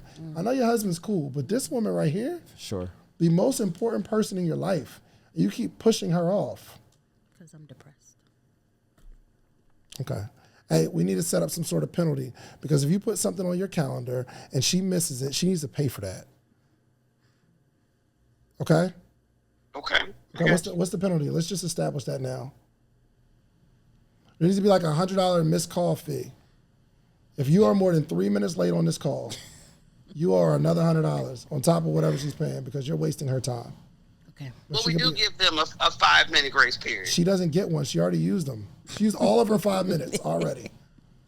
All right, then. Thank you. All right, Yes, thank you. $100 sounds fine. All right, Lorraine is calling you. Thank you. Now, this is scary because that's your accountant helping you put events together. My accountant would say, David, we can't do this anymore. This is so the actual store is doing good. We're like 25, 30,000 a month. It's lit. People supporting, but all of the profits plus some are going into an expo that we are just emotionally attached to. It doesn't make any logical sense to do this. I think she actually enjoys the debt She loves it. because we have a 2-day event, 3-day event tops, right? How many days? It's one now. We All right, only did one 2 day event ones. to pay for the next 5 years. Well, So tell me why you can't cancel this December one? I can't cancel the December one because we have some potential sponsors I'm just waiting on the amount. But then also specific for the event, but then also have vendors who've already paid. How much and they I would pay? have to refund them, and I don't How much have do it. they pay? They pay about an average between like $350, How many vendors? probably like 25. Oh, this is what you got to think about. You have the event. If you don't get the money to cover this event, right? You would rather go higher in the debt than figure out how you can pay these vendors back. It's no figure out. If I cancel it, I have to pay them back, and they're gonna want it right away, and I don't have it. So You'll have to figure that part out with them, right? But you have to, again, you got to read the data. The data's not going to lie to you. What did the last 2 events do? How much money are you still paying for events that you had already? no, the last one we had was in April. That was actually one of our better ones since COVID. Did So really well. you're not paying debt right now for past events you had. Not for the past events, no. That's not what that's not what your accountant just said, though. Well, I think the debt was taken to maybe cover payroll or something like that. Are we She still said that paying that is- debt on prior events that we had? If that's what she said, I don't know that I didn't attribute the debt to the event, so I guess so. How do you not, though? Here's what I think. It's like nobody can identify why we owe all this stuff. Because we can't say it's like taxes. Because I know it's the first way we go, it's payroll taxes. Well, we made enough of money last month, the month before that, and the month before that, and this year to cover our payroll. According to the numbers that I'm looking at. Yeah, the numbers are not bad at all. Nobody knows nobody knows, one, where the money's going, and nobody knows why we're in so much debt. Would you agree? Or you know why? Because we don't know what we're paying for. Because she was like, yo, we're in debt because high interest payments, and we're paying for the venue, for the expo. Well, I'm asking, what did we get the high interest debt for, to pay for? And nobody can give me an answer. So usually when I have gotten those merchant cash advances, which are the high interest ones, it's because and they come quickly. They're one of the few things that you can get quickly, unfortunately, which is why they cost so much money. Yeah. It's because I knew that I wasn't going to make payroll, or I was behind on paying out the 60% to the vendors, and I needed to be able to put some, to pay that. And it's never been, I never took one out to pay a venue. Well, maybe that's not exactly true. I probably used part of it. I've used part of it, yeah. I've used part of it. Definitely. Yeah. So this is where you have to say, okay, emotionally, I want to do this event. I want everybody coming in raving. I'm doing this for the sister power. I get all that. But after the event, what does life and business look like? That's the answer that you have to answer. Yeah. We can't just keep doing things just because it's great and people rave about it. You need to get yourself out of survival mode that you're in right now. And making decisions like this, unfortunately, is not going to get you there. You can't do the same thing expecting different results. We know that, right? Yes. So what are you willing to do different now so that your future doesn't look like your past? So I had already come to terms with that this was probably going to be the last one. Because, yeah, good. I did. I have some ideas. I told you I have a lot of ideas on some more intimate situations that still are meaningful and purposeful. Where we bring together smaller groups of women in like a room like this, something like that. That's not going to cost me $50,000. We're not doing anything anywhere else, especially while you got $7,000. No, not now. Hold on, hear me out. I mean next year. Hear me out. I mean next year. Hear me out. You have $7,000 you're paying for an event space every month now. That's where you're going to have your events. Don't sketch. December, keep the vendors and bring them to your place. They won't fit. Why won't they? It's over 25. Yeah, they won't fit. That space is big enough to make it work. We host weekend vendors in there, and the most we can get is like 4. What's that space? About 2,000 square feet? It's about 4,500. It's bigger than that. 4,500. But that's with the back. That includes the back house. 5,000 square That includes feet. the back house. That includes Bro, the that back. space ain't tiny. That includes our storage area. Is what I'm saying. It's not all retail space. That's 5,000, but it's close to 5,000. That's 5,000 square feet. Yeah. But And that's why I including honestly feel I don't like remember what the front is. going to a different venue. We would have to take everything out. We would have to take everything out. But I would tell you, to be honest with you, I don't feel like half of the stuff that's in there should be in there. I'll be honest with you. That's part of my strategy too. So when you have a big space, you fill it up with unnecessary stuff, so it doesn't look like an empty store. The store's too big. You need something smaller that you can manage, especially when you're talking about you only have one salesperson there.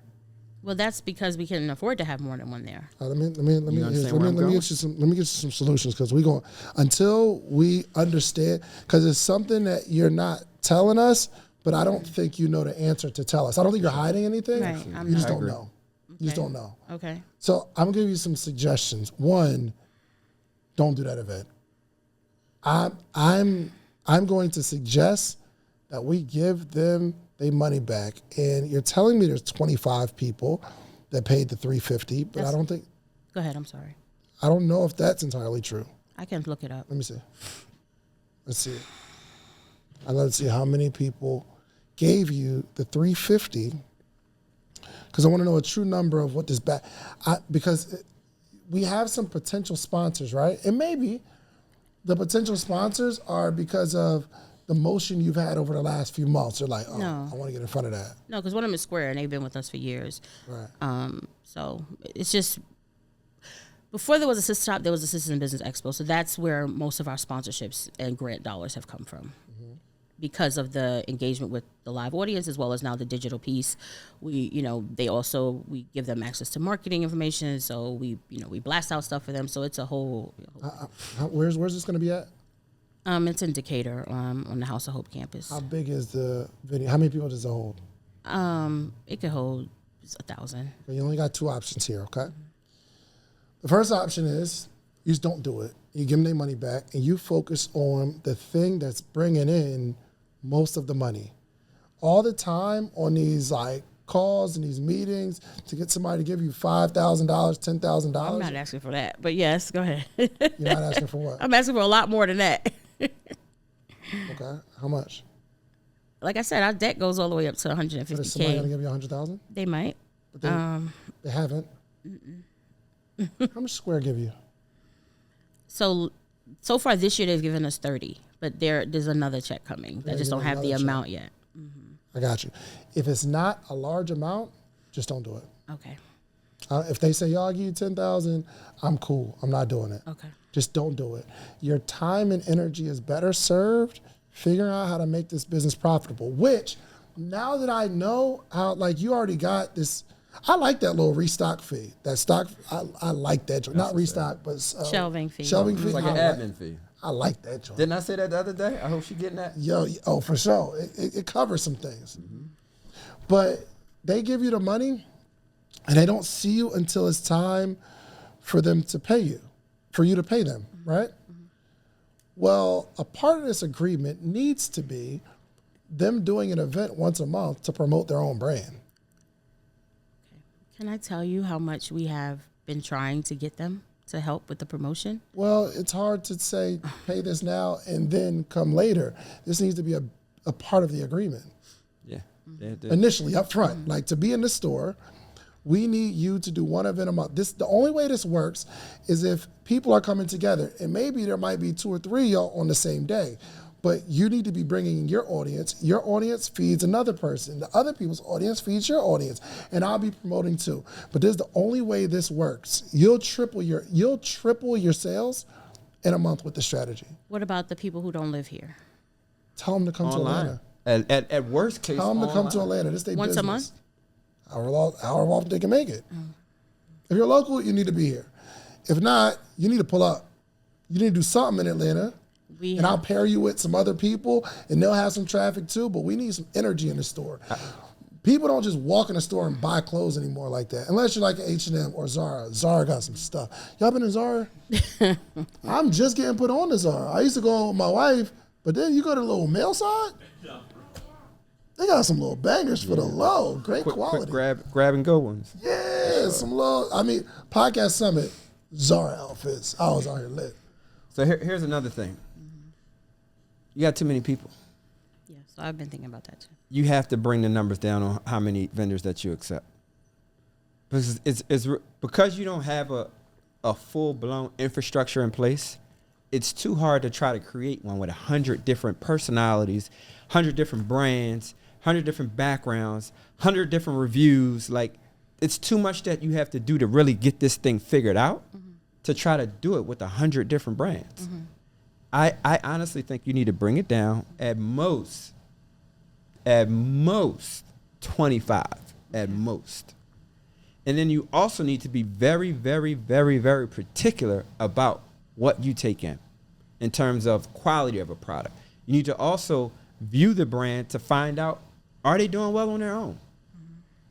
Because if you can't sell your own brand, I got to take your brand and work twice as hard. I can't pay you the exact same percentage that I could pay somebody else that has a brand that's already selling. Got it. If you bring Gucci in your store, is it fair to say it's going to probably sell faster than an unknown brand? That's why you can't pay everybody the same. Different brands that you bring in, you want some brands that are high end, some brands that are known, some brands that are easier to sell and make money on. Your percentages may drop down, but you'll do more volume because they've already been out there. They're already known. If someone comes in the store, they've got a voice already. They've heard about this brand before. But if you got to do the heavy lifting on 100 brand new brands that don't nobody have, the percentages have to be different.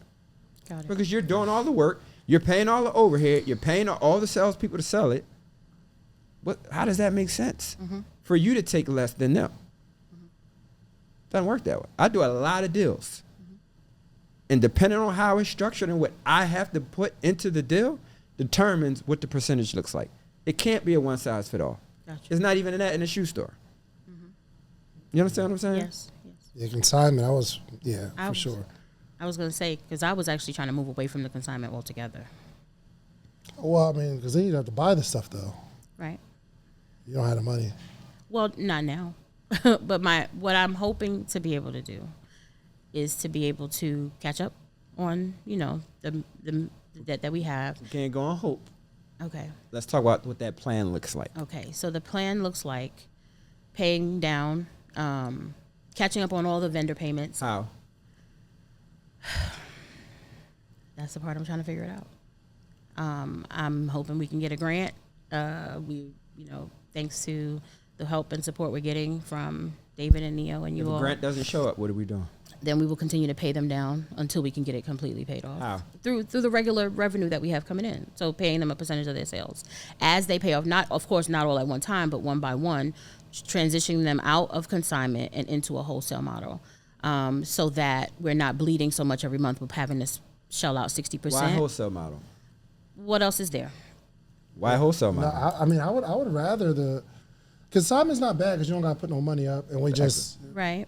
the goal That's what- can't be wholesale unless you have some sort of product that's flying off the shelves. Like there's one That's where I was product that's like really killing it. And that's why I agree with the smaller number. I had already thought about that, and I felt like it would be more manageable, and we would be, select the ones that are selling the best, unfortunately. And I say it unfortunately because you are right. A lot of this is hard work, and I've wanted to give people a chance to see how their products would do on wholesale. They're not even showing up. What we were going to do was call it like a consignment to wholesale, almost like rent to own, right? So for the first 90 days, they would be on consignment. That would be the trial period. See how it does. If it does well, then we will make a decision on what the wholesale would look like and decide if we're going to keep it. We'll offer them wholesale. They, of course, have to be able to restock as needed, help with the promotion, all that stuff. But that was what my plan was and hope was when we decided, okay, we need to change something. This is not working. The consignment worked when it was 45 vendors when we first started. It hasn't been working with 100 plus, like you're saying. Even right now, retail is just a bad industry right now. Mm-hmm. It's just really, really bad. And you need your space needs to be more of like an event space where something's going on Every week. giving people an opportunity to come, because people don't come just to shop. And I think it's some cool shirts in there and stuff, but it's nothing I'm saying, oh, I'm going out this week, I gotta go to the sister shop. You feel me? So I think you love them and they use you. You're saying, oh, I want to give you an opportunity. Take up some space on my shelves, and it's $150, no problem. But they're like, all right, well, hopefully she gets some more support from some people because I just want my money. Which you can't operate like that. So I want to wrap this up. Number one, you need to take your accountant more seriously. It is the most important person in your life. You understand? Yes. She has all the answers. She sees the bleeding. But she probably needs to get stronger in telling, if every event for the last few years has been, so I lost money my last event last year. This year, Podcast Summit was profitable. The year before, I lost about $200,000.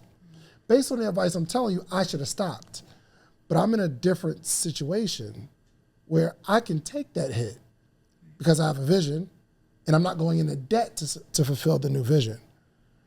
Me doing the event and losing money, nobody knows I lost money until I tell them, but me doing the event raises my brand value. Well, I'll go get some other money because of the event. I use this podcast summit to get in rooms. This guy just invited me to a meeting in Vegas. He does a few hundred events a year, and all he does is get sponsorships. He understands the game. He's like, yo, I'm about to introduce you to some of my billionaire friends that's in the, they have like, they're inventors of microphones or softwares and stuff like that. Come out to Vegas. I'm there. Now, I got that invitation because I did the event. Whether I lost or not, it doesn't matter. I got the pictures. This is this year's crowd. It keeps growing. I'm doing something special. He's like, yeah, come on, let's make that. So I'm willing to lose that. But I'm not going into debt for the loss because I'm an entrepreneur. I know how to get to the money. You have to be more money-driven and less spiritual content. That's a terrible, you shouldn't tell nobody that, right? But the people that are like, God told me to open this and just give everybody an opportunity and let them eat and use me. And God told me, and I'm like, did he? Yeah, I don't think so. What language did he say then? Not like that.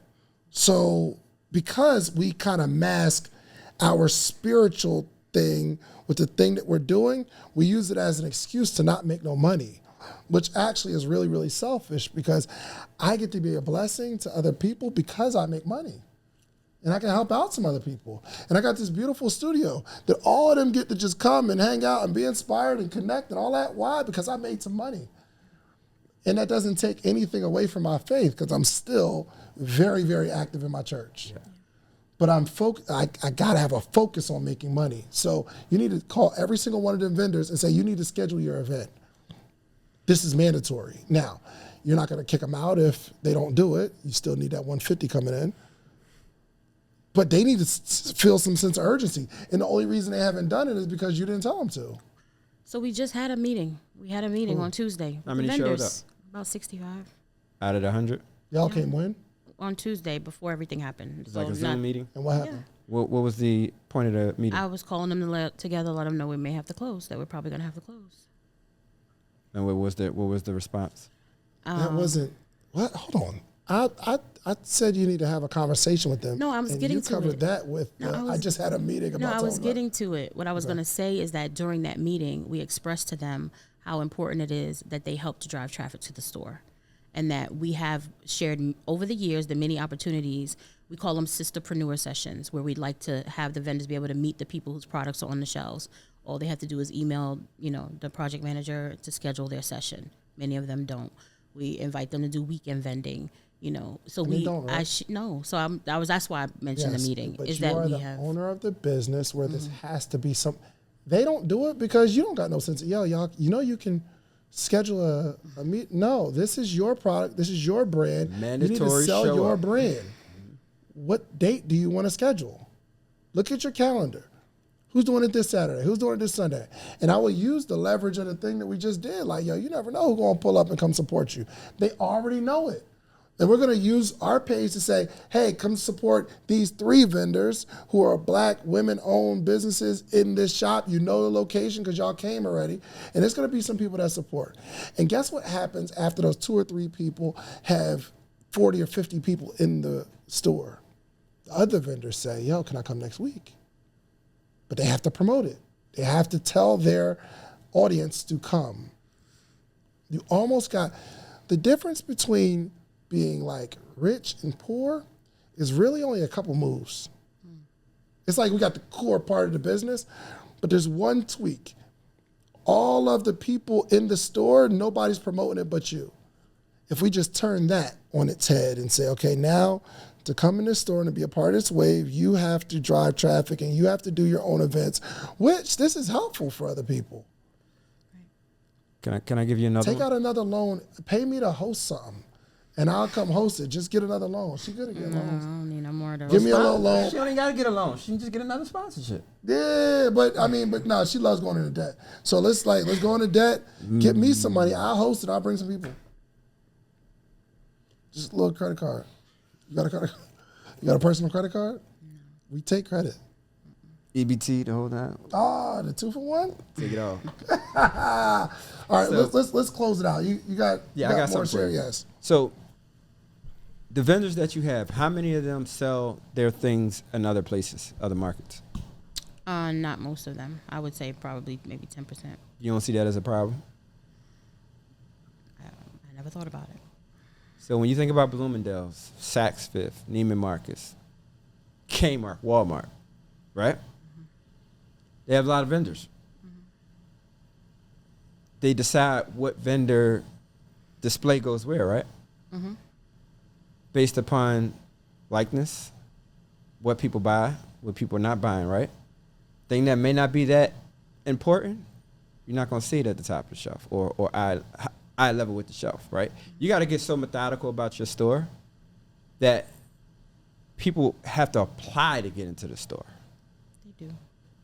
No, I mean, not just because we got an application process. Mm-hmm. I'm talking about like they got to like put their best foot forward to be able to be a vendor in the store. Okay. You need to get it to that level where you have people like, if you're not selling nowhere else, I don't even want your stuff. Can I ask a question? Yes. Part of, and again, this may not be right, but part of what we've been able to do is be a gateway to retail, right? So when people cannot get into, the big box, we are almost like their training ground for retail. We are helping them to learn about retail. It's some of the education that we do through our like university piece and that kind of thing. You're teaching them about retail? About product placement, packaging, branding, that kind of stuff. Not how to open a store, how to have your products in a store. And so I'm just asking, should we no longer be that gateway where this might be their first opportunity in retail? Absolutely not. No. You may be able to have pop-up opportunities for pop-up where you may give somebody a 30-day window that they can come, but the percentages have to be in your favor. Got it. Because you're doing all the heavy lifting. All they have to do is wait for you to say, wait for you to send money and say that you need more product. Got it. Yeah, But they get the upside. Yeah, most of them aren't using you as a gateway to get into retail. They're just going into your store. They don't have it figured out on their own. Got it. I can guarantee if we interview everybody that you've in for, most of them don't have an infrastructure in place themselves. Most of them are not making any substantial sales on their own.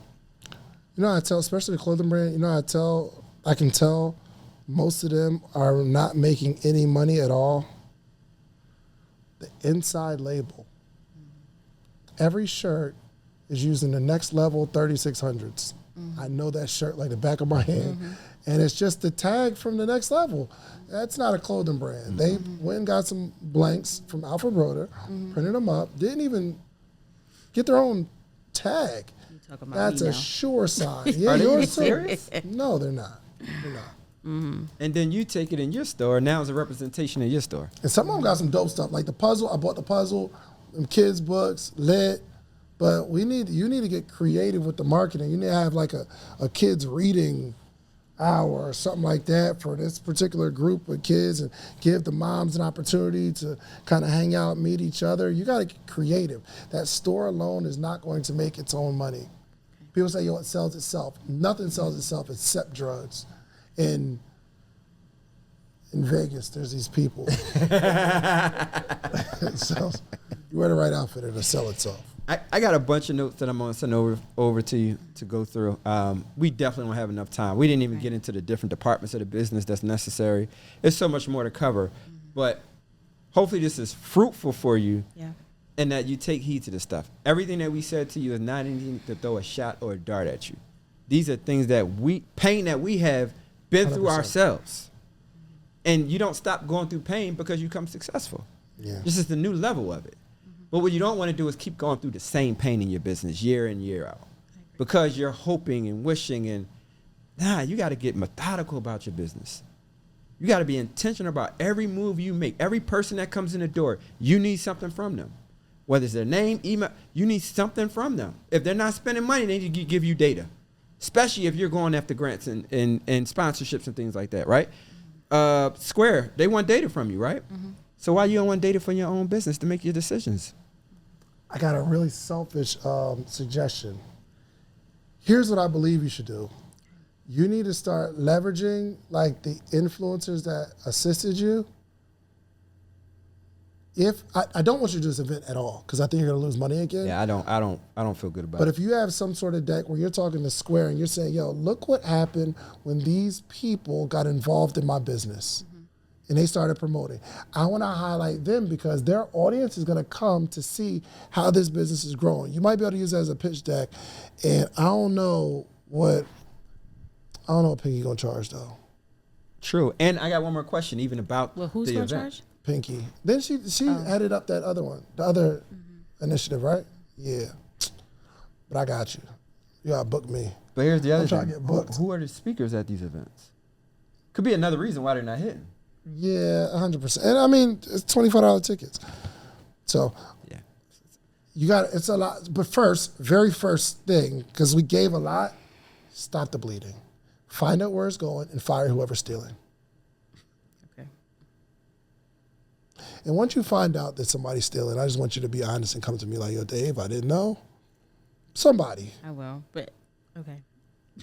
Like I said, it's I know, little to no cash. It'd be So, sweet little girls. I don't know. They taking the $20 we get a week. But. And it'd be, oh, I don't have my card on me. Cash at me. Oh, all right. My man just did this he does, shouts out to Brandon. He does like these events for football games. And the security guard was going, like the people that like pat people down, the security guard was coming to like get wristbands and going to the back of the line and getting people wristbands, and they were paying the cash app. The only reason he knew was the lady said, oh, I need a refund. And she was like, oh, he was like, oh, cool, no problem. Where did you send the cash app? And it was his cash app. You don't think the security guard's stealing, but he was stealing. It's heartbreaking. Happens a lot. And maybe someone's not stealing, but maybe they are. And I know. You probably got the SKU with the inventory in there, so you know. But because the entrepreneurs probably ain't super heavy on their inventory like that, you ain't either. we're missing mad stuff. So you're going to do well. If you figure out how to, and I need you to take like a Dave Ramsey money course or something, because you're terrible at money. Really, really bad. No, seriously, you're just really bad with money. But money is a language to learn. My brother, he was really bad with money too, him and his wife. And he took this Dave Ramsey course, or no, not Dave Ramsey. What's the other one? What's the other guy? No, he's white too. No, it's not, so it might be Dave Ramsey. Yeah, it was Dave Ramsey. I think it was Dave Ramsey. But he took the course, and now he's like saving money. They go through like the baby steps, and he understands the language of money. And guess what? He has more. We don't not have money because we can't make it. We just don't understand how the stuff works and how the stuff moves. You need to study money, make money a study. You're not doing anything that a lot of other entrepreneurs ain't doing. They mismanaging their money too. Look at them. All three of them. Probably all of them, I don't know. Maybe one of them's good with it, but I would imagine most of the people in this room, bad with money. I'm just getting kind of all right. I mean, I started working at a Cheesecake Factory and I figured it out, but the more money you have, the more holes get exposed. Big time. You think the these deeper you dig them. What? You think one of my mentors did an interview for a billionaire, a super successful, very recognizable billionaire. And he found out his accounting was all over the place. He's bleeding money. But the more money you make, the more it hides. But they're hurting too. All these multimillionaires is running around Atlanta, they're hurting. Trust me. It's not easy. At all. But yeah, you're just really, really bad with money, so I want you to study it. Get a book, a Dave Ramsey book. And I want you to study it, not as much as your Bible, because I know you, but I need you to study that thing so you can learn how money works. Okay? And you need a business advisor. I ain't got no money though. Yeah, she's got to figure it out though. She can't keep making decisions by herself though. I think I got a faith in her accountant, the way she was talking. Okay. All right. But and instruct your accountant, tell me the stuff I need to know. And don't be emotionally, she's emotionally tied to this expo because you've been doing it and people will be disappointed. Gotta let that go. Okay? We only telling you because we care. We love you. I appreciate you. Yeah. Some of the stuff is entertainment, but congratulations on all that you're doing. I think it takes an incredibly strong person to put 100 entrepreneurs on your back and give them an opportunity. But we can't just think philanthropy unless you're going to open up a nonprofit. We have one, but that ain't this. Yeah. You have kids? Now you got a son, right? Is that your only kid? He's my only kid. Yeah. He needs you. Yeah. He needs you to do very well. So as you're thinking about the moves and all the ideas that you have, just keep that picture of him in your head. And I know you do it for him. I know that's like your why, I'm sure, and all that. And I'll be honest with you, I'm going to congratulate you. You actually did good on the hot seat. You're not sweating or teared up. So I'm that fighting. shows that you have the fight in you, Yep. but you just have to be led the right way and make sure that you're understanding, like, you can't let these people out here use you. And then you got to go home with your son and your husband and try to live that life too. That's true. Because poverty is hereditary for the most part. Think about 100%. it. If you don't know how to like work money and you're like struggling financially, that's hereditary. You're going to go through that. Absolutely. So you stopping the bleeding in business now, it's not just for you. Yeah. It's for your son too. 'Cause as he evolves and grows and become his person, he's going to need that type of support. Yeah. So Good job. Thank you. We just wrapped up the hot seat, and I'm glad it's over, but I'm grateful for the time that they took to listen and to ask questions and to pour into me. And so as hard as it was, I feel hopeful. So David and Demetrius shared a lot of great feedback. I think in general, I have some important next steps to take and probably some difficult decisions to make.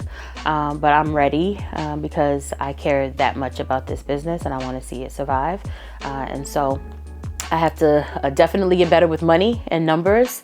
I'm gonna look into some of the books and courses that he recommended, and then also look at restructuring how the store is currently organized so that it's in a better position to survive.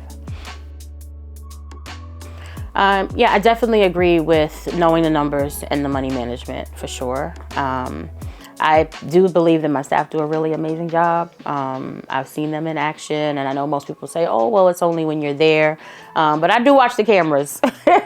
But we have a really, we're a small team. So it's not like it's a bunch of people and, it's a very small team. Right now, besides myself, there are only 3 people that work at the store, face to face with customers. And I believe that they do a really good job. Could it be better? Absolutely. I think there's always room for improvement. And I'm sure they will be open to any ideas or suggestions that can help them do their job better. But I think out of the 3, the 2 that are most accurate is the needing to know the numbers and the money management. Yeah, I think I'm definitely coachable. I think part of, my lack of action as it relates to my accountant is really just that I've been super depressed and the numbers have been depressing. And so I've had to compartmentalize, the different areas of my life to try to maintain my mental health. And so sometimes if I'm already having a bad week because the numbers aren't looking good and I'm trying to figure out how to pay a bill, then I may avoid the tough conversations. And I know that that's not right. And I will not do that anymore. But I'm definitely coachable. I'm definitely ready to get out of this rut. And I know that I need help. And I'm just happy to finally have access to it. Yes, I'm willing to do all of those things. As I shared, I've already kind of had come to terms with the fact that this would be our last expo in the traditional sense that they had previously been held.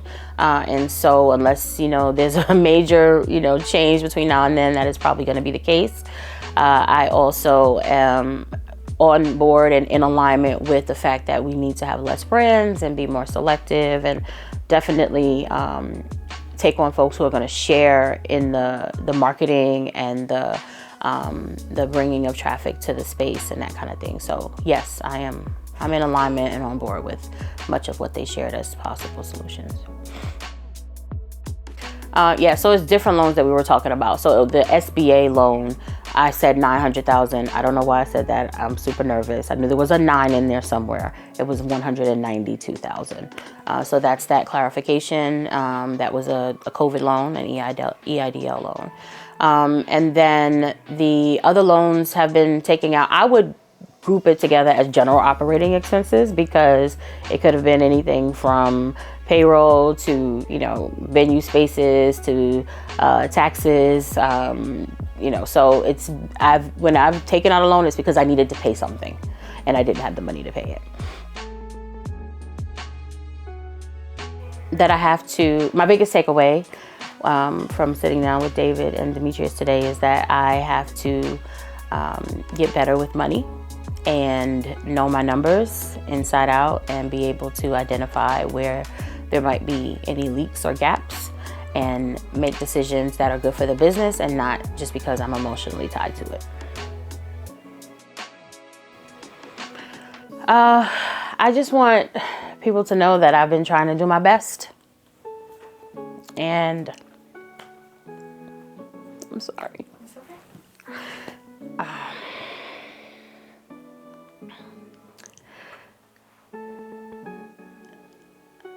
I probably haven't always made the best decisions and obviously have messed up somewhere along the way to get in this position, but my heart was definitely in the right place. And I hope that I haven't messed up too much that it's not fixable. So.